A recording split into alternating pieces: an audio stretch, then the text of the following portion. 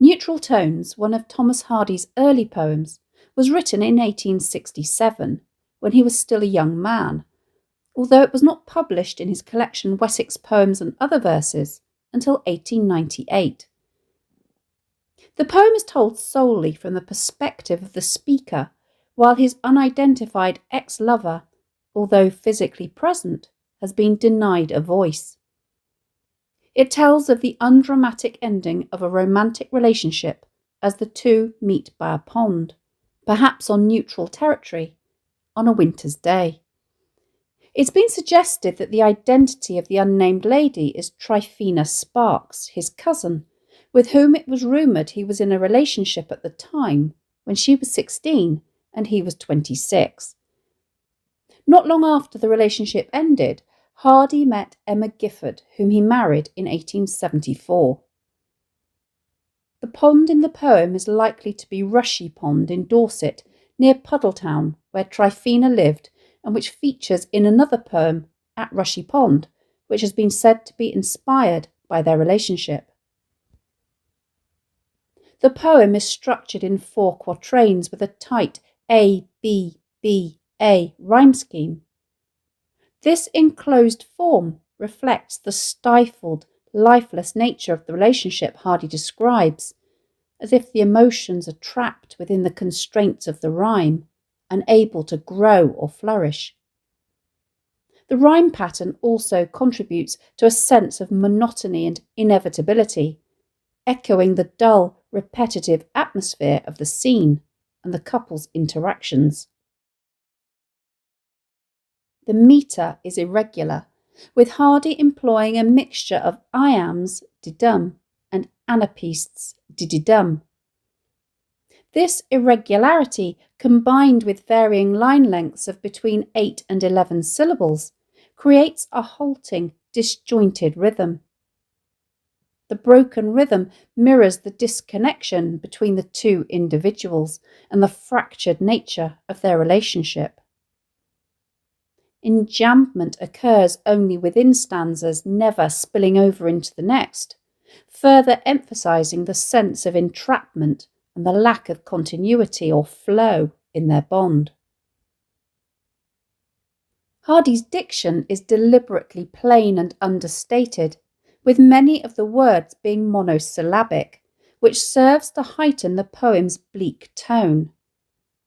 The title itself, Neutral Tones, sets the tone of detachment and emotional numbness that permeates the poem.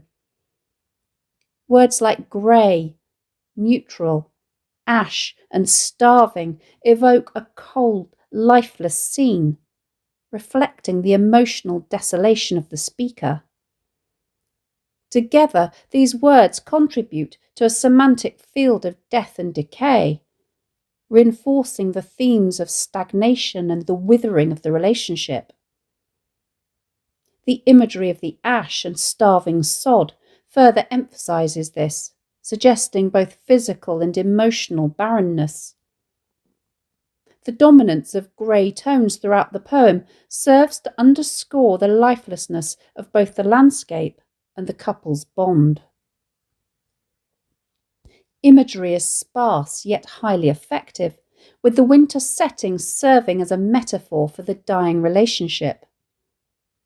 The pond, edged with greyish leaves, encapsulates the idea of stagnation and decay, while the white sun, drained of warmth and vitality, mirrors the emotional void between the speaker and their partner.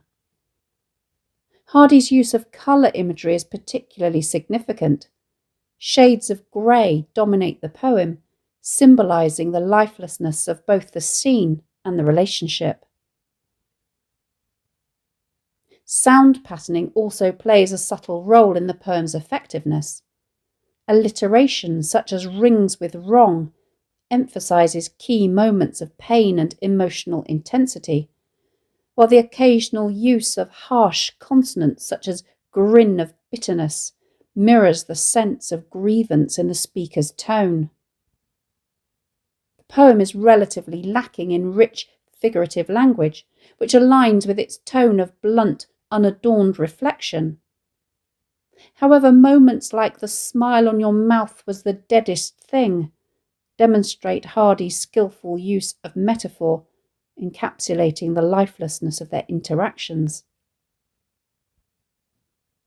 Repetition also underscores the sense of futility and stasis in the poem. The cyclical nature of the rhyme scheme is mirrored by the repeated mention of the winter setting and the return to the pond in the final stanza.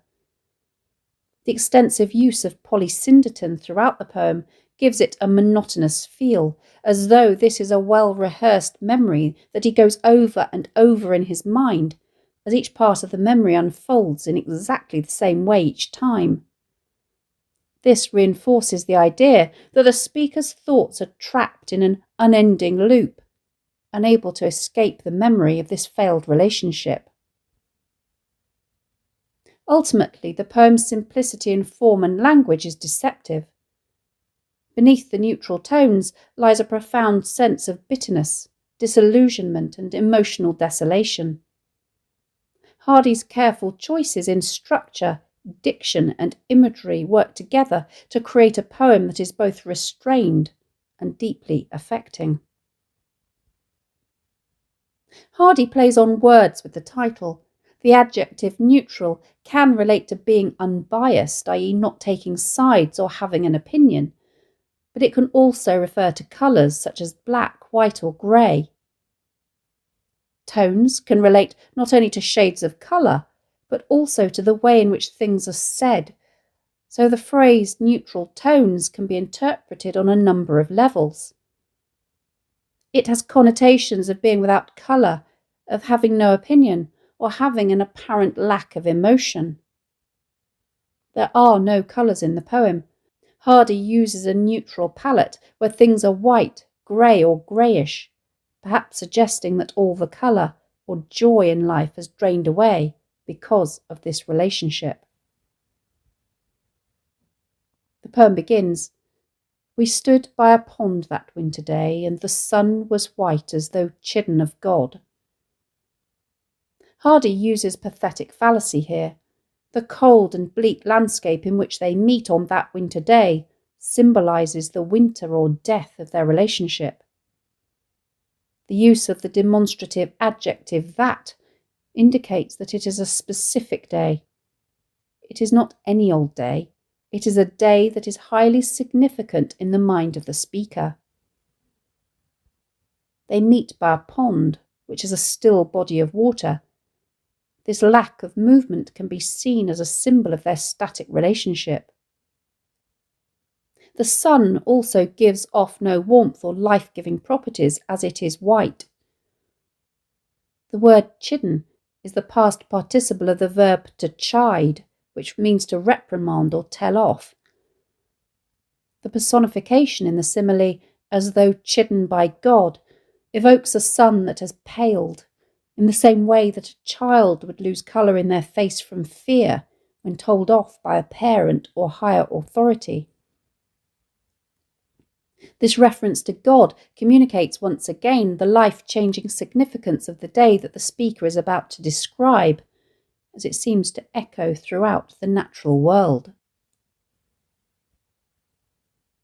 The landscape is one of death and decay, as the few remaining leaves have fallen from the trees onto the starving sod or earth.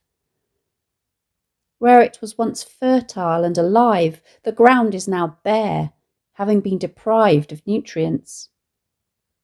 This personification links the ground to the lovers and symbolises their relationship, which seems to have stagnated and starved through a lack of love and affection for some time. These leaves had fallen from an ash and were grey. Hardy's choice of the ash tree here evokes an image of a fire which has burnt out, leaving only the greyness of the ashes embodied in the decaying grey leaves. The speaker introduces his ex-lover in the second stanza. "Your eyes on me were as eyes that rove over tedious riddles of years ago." Note how he only refers to her eyes in these lines. The eyes are conventional symbols used in love poetry and are the channel through which emotions are conveyed. There is no love communicated through her glance, though. Instead, there is only coldness. Her eyes are merely on him, and the verb rove has connotations of restlessness and insincerity. This word choice suggests that she is not focusing on the speaker. It seems as though she can't look him in the eye or hold his gaze. Perhaps she is uncomfortable and just wants to get this over and done with. Furthermore, the way in which her eyes rove over him as though over tedious riddles of years ago suggests that she equates him with puzzles that, as a child years ago, she would have found tedious or dull and frustrating. Riddles, or verbal puzzles in poetic form, were a popular parlour game in the Victorian era. There's a suggestion here that she sees him as a trivial piece of disposable entertainment that is not worth trying to understand. Hardy describes their brief conversation as some words that played between us to and fro. The use of the determiner some is vague. Although the speaker does not reveal exactly what is said between the two that ends the relationship, we can infer that there are recriminations on both sides as they each compete to be the more wronged of the two.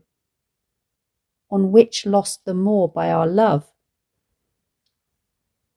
The verb played does not have connotations of fun in this context, but rather those of superficiality and lack of meaningfulness and purpose, as cheap jibes are perhaps traded between the pair. There does not seem to be any serious attempt at reconciliation here.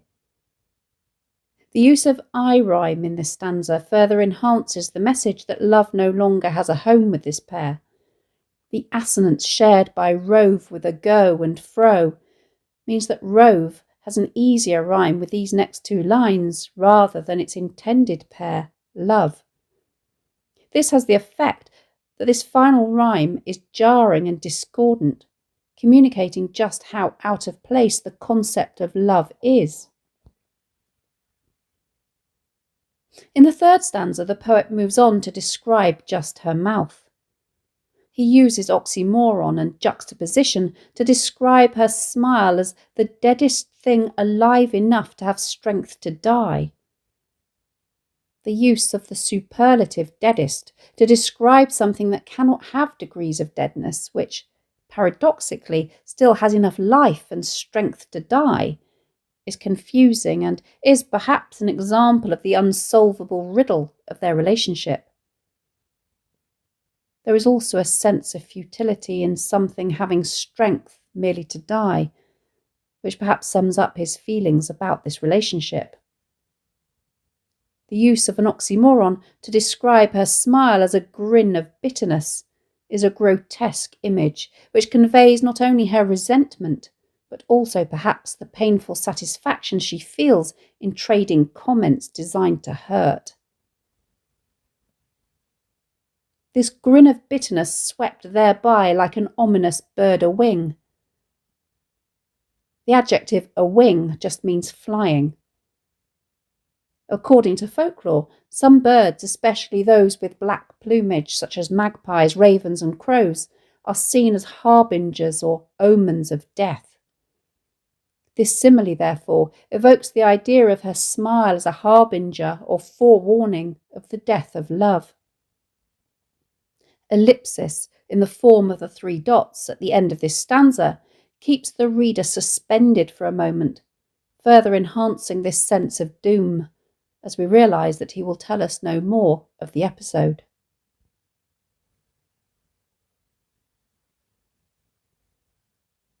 While the first three stanzas concentrate on the pair's final meeting, the fourth stanza reflects on the memory itself from an unspecified time in the future.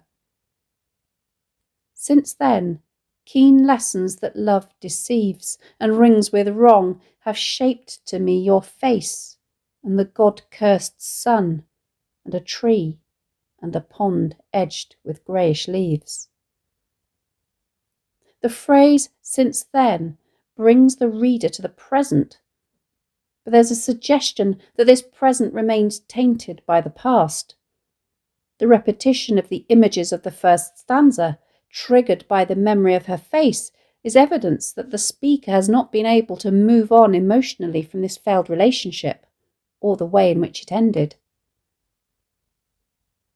Hardy's use of polysyntton here, giving each element equal significance and priority, emphasises the extent to which the episode is seared onto his memory. He can remember every smallest detail.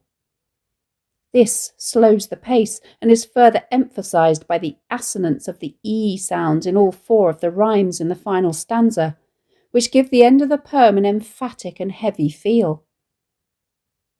There's a sense that he replays this memory again and again as it epitomises the lesson he has learned, that love deceives. He plays lip service to maintaining his neutral stance by personifying love and placing the blame there. Neither one of them has been deceitful, just love. This adds to the melancholic tone of the poem as we come away with the feeling that this experience has tarnished how he will look at future relationships. Although the speaker has tried to maintain a neutral tone, the language becomes more emotive at the end. He sets out how he has learnt keen or sharp lessons that love causes immense distress and pain. The alliteration of the liquid r sounds and the half-rhyme or para-rhyme in rings with wrong enhance the idea of the pain and anguish he has suffered and gives it almost physical properties, as it evokes a twisting and squeezing action. The son, rather than being chidden by God, is now much more emphatically cursed by him. The reader comes away with the feeling that perhaps his tone is only neutral, in order to control and shut out the regret, loss and melancholy that underlie this poem. Thanks for watching. If you have any questions, please let me know in the comments section below and I'll do my best to answer them. Don't forget to subscribe to my channel for more videos on English language topics and exam techniques and English literature texts.